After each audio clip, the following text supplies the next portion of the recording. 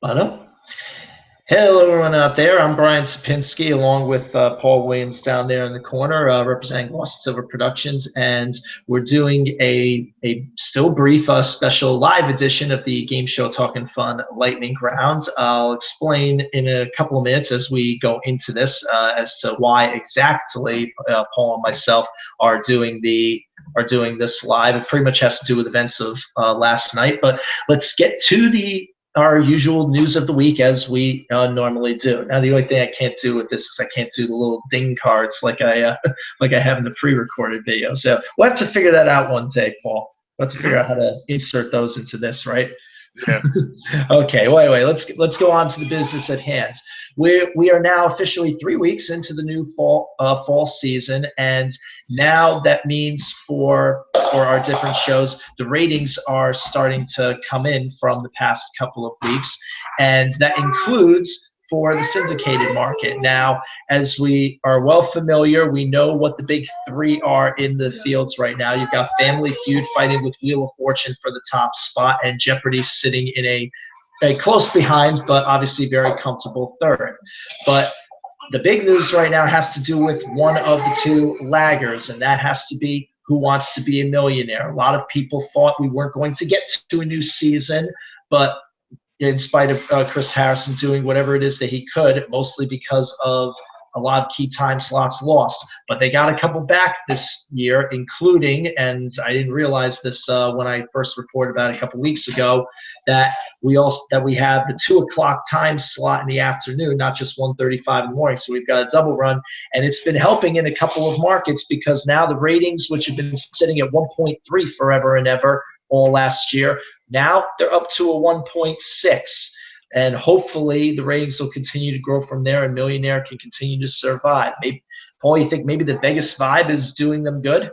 It might be the fact that they just started up the new season and some of the spoilers already came back out from the new season about some of the top winners. I won't get to the full details about it, but I will say there are some there's a pretty good amount of six-figure winners that's happening on the show this season. One of them happened this past week on the Tuesday edition if you have the 1 hour split in your market. Otherwise you should be seeing another one pretty soon.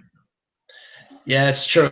And at the same time, we also want to acknowledge from this past week a relative of a friend in the hardcore game show circle. Some of us know a fellow by the name of Elliot Schiff, who he goes by the name Mountain Hawk PYL on on YouTube and all around and stuff. Whatever, he does a lot of the homemade press your luck stuff that with like expert edition slides and things like that. His brother Wayne was on this past week, and I'm going to admit I did not get a chance to see it yet. But do we know how well he did, Paul?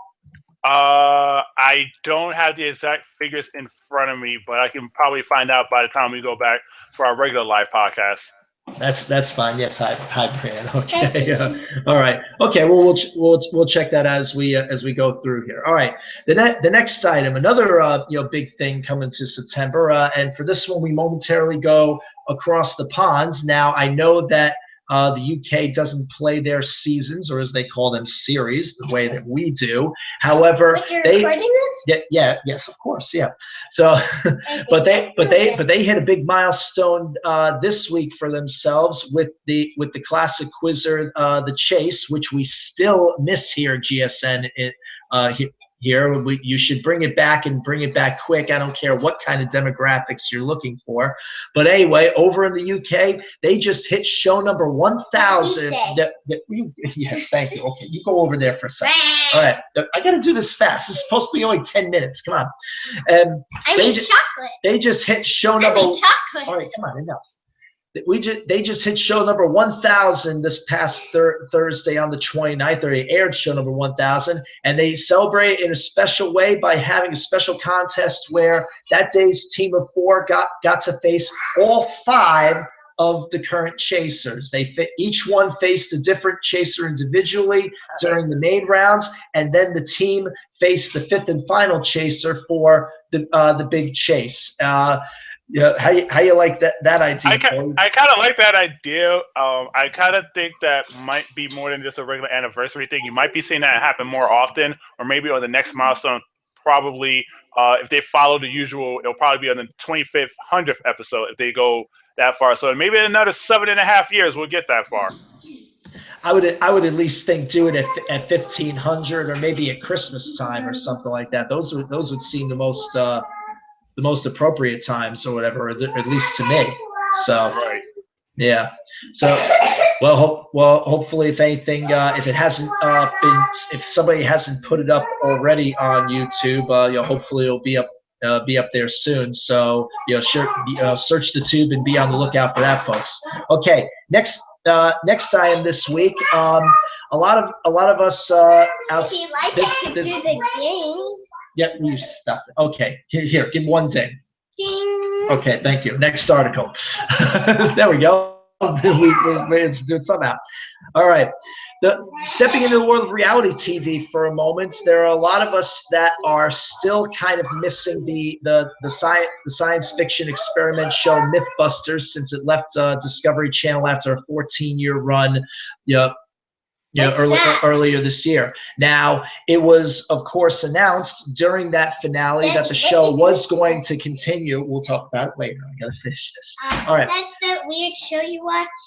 Which one? No. The one that they do all the crazy stunts. Experiments and stunts, right, yes. And it was announced that the entire rerun package was going to be moving over to the Science Channel, and not long after it was announced that there was going to be a reality show that was going to search for who would be the next Mythbusters, appropriately called Mythbusters The Search. Well, it just announced this week, Kyle Hill was named as the host for that new series to find the next Mythbusters, and it will go down next year.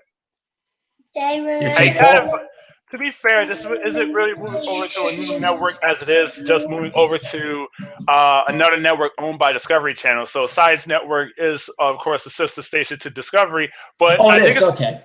Yeah, so I just find it kind of weird and interesting that they decided to go ahead and go back with it, seeing as though how Jamie and Adam both won't be a part of this one. And I'm pretty sure if they had their way, they could have coalesced and coexisted with each other for another year or two. We'd still be having it on here right now.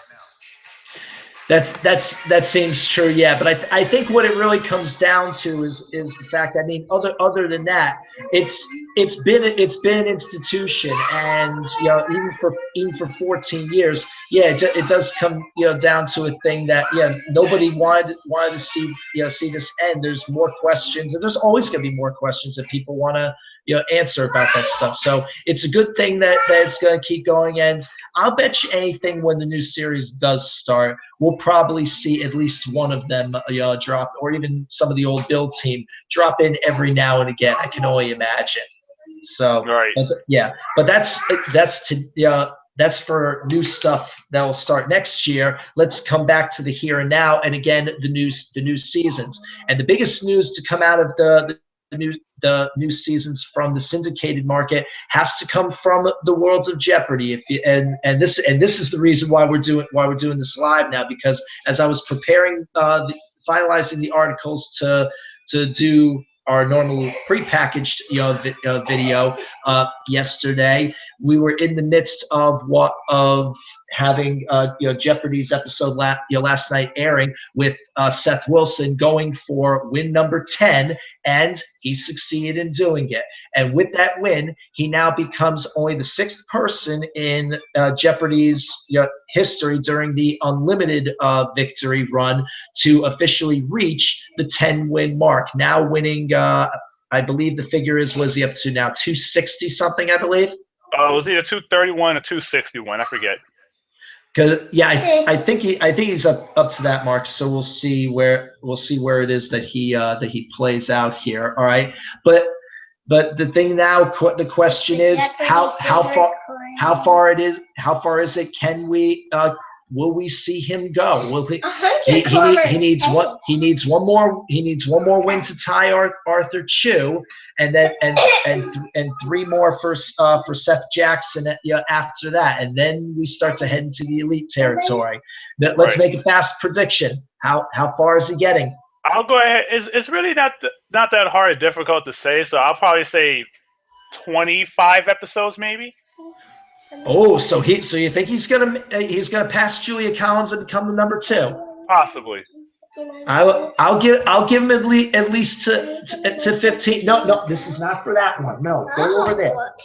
Okay, I'm gonna give him that he at least gets to 15 because I think he could easily he's shown no signs of slowing down. Nobody's come close to giving him any contention. So I know he should at least make it through all of next week. So we're gonna have to keep a watch here and see on the lightning round and see where things are going for him. We'll see if we have a reason to talk about him next week.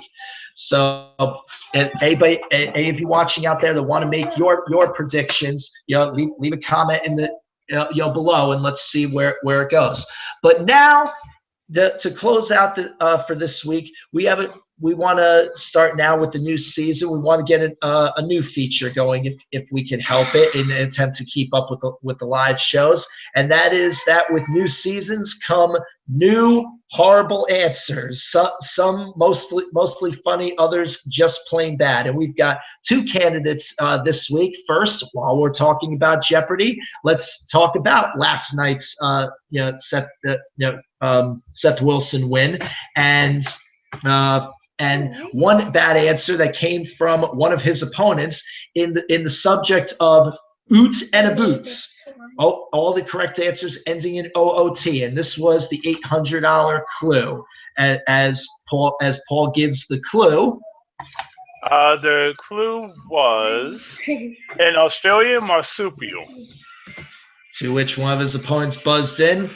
Oh gosh, what is a kangaroo? And of course, we have to buzz that answer because it's mispronounced. but needless to say, got a very excellent reaction from the crowd and things like that. Right. Okay. And our other bad answer from the week, the primary source of where all bad answers come from, and that is on Family Feud. To this face-off question. We asked 100 people, name a kind of suit that would be inappropriate for the office. Chicken noodle. Oh, God. Yes, we have heard over the years, several instances as the chaos now ensues behind me.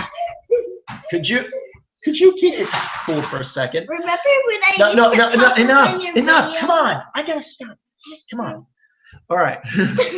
I don't normally deal with this, folks, as you can tell.